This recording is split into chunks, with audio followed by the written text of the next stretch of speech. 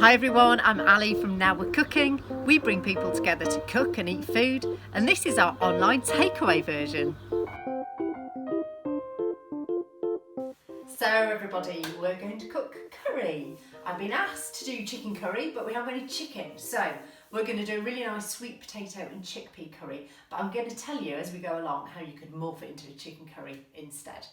So the whole process is going to be really easy. So we're going to use a spice paste. The pastes are way better than using the curry sauces, which they just don't taste as fresh and vibrant as using these pastes. And we're going to zing it up a little bit more using some freshly grated ginger and some extra garlic.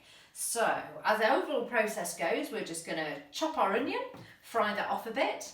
Then we're going to add the ginger and garlic and some paste. We're going to fry that around for a minute just to get those spices coming out of themselves. And then we're going to add some chopped carrot and sweet potato, chickpeas, tinned tomatoes, and we're going to have a fantastic curry. Fat seems to be getting quite nice in the pan. I've just got a tablespoon of oil in here. I'm just going to drop a little bit of onion in just to see if that sizzles nicely. So that tells me that it's hot enough to put the onion in. So I'll put all that in. Nice sizzle. And we're just going to let that cook nice and gently, just sizzling gently for about 5 minutes till the onion's translucent.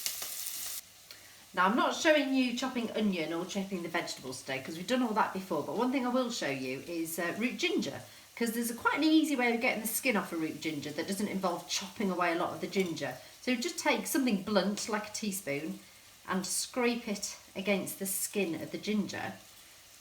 The skin comes off really easily and you don't waste loads of ginger. So that's how we're going to do it for today. I've just got about 1 inch, 2 inches of ginger here. You can use more or less. I use ginger in loads of things because it's supposed to be really good for you and it's so zingy. I even use it in salad dressings, minced really fine, and it gives everything a real zing. So that's quite an easy way of getting the skin off the ginger without losing loads of the ginger itself. So I'm going to grate that on the finest one of the grater. And then we're going to pop it in with the onion in a minute. Onion's looking nice and translucent now, so sort of kind of a bit see-through. So I'm ready to put in our garlic and ginger. So let's just mince our garlic into the pan. So 2 cloves of garlic. You might want to put a bit more on if you really love your garlic. So we're going to fry that and our nice fresh ginger.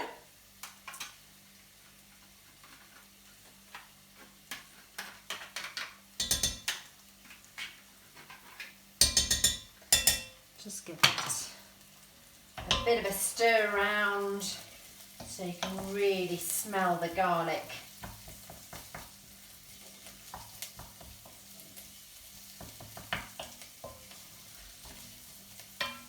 And that'll give this curry a nice bit of extra depth. At this point, if you were making it with home ground spices, this is when you put the spices in, but I'm using these. I think pattaks are the best, but there's other makes are pretty good, but make sure it's the pastes that you get rather than the sauces, which just cover your meat or your veg. So we're putting in half a jar here because it's quite a large curry that I'm making. And we're going to stir fry, just fry up those spices for a minute, just to bring out all that amazing flavour. Now, if you were making a meat curry, this is the time you would put in some cubed lamb or some cubed raw chicken. If you're having a chicken, what's this one, balti? Yes, chicken balti or a lamb balti, which are also absolutely delicious. Now, we haven't got any meat and I usually eat vegetarian anyway, so we're going to put our vegetables in now. So we've got our cubed sweet potato and we've got some carrots and a bit of cordon that I had left over, so that's going in as well. But just chickpeas and sweet potato, if that's what you've got, is an absolutely delicious curry. So I'm coating the vegetables in the paste that's fried off for a minute and adding my tin of chickpeas. Now I've drained these. Actually, with it being a vegetable curry, we could have put the water in as well. But if you were making a lamb curry or a chicken curry, it would be important to drain the chickpeas because you don't want the extra liquid in those ones. But because we're cooking vegetables, we are going to be adding a little bit extra water. Our tin of tomatoes. Now, the handy tip I have for tins of tomatoes, that I think came from Jamie Oliver, was that if you get a whole plum tomatoes, better quality than the chopped tomatoes. That's what he says, and I've tried it and I think he's absolutely spot on. I think the flavour's much better, and they're going to get mushed up anyway, so we're going to give that a really good stir. I'm going to add a bit of water because it's vegetables we're cooking, so don't forget, if it's lamb or chicken you're cooking, probably won't need any water at that stage. The juice from the tomatoes will be sufficient.